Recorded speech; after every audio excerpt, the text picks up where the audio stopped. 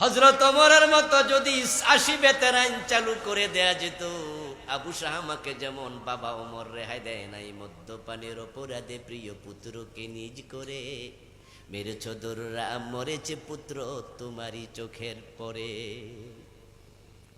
আমাদের প্রধানমন্ত্রী মহোদয় যদি ঘোষণা করে দেয়, আমি প্রধানমন্ত্রী ঘোষণা করছি, আমার ছেলে হোক, আমার মেয়ে হোক, আমার আত্মীয় হোক, যদি কেউ মদ খায় ৮০ বেত লাগাও।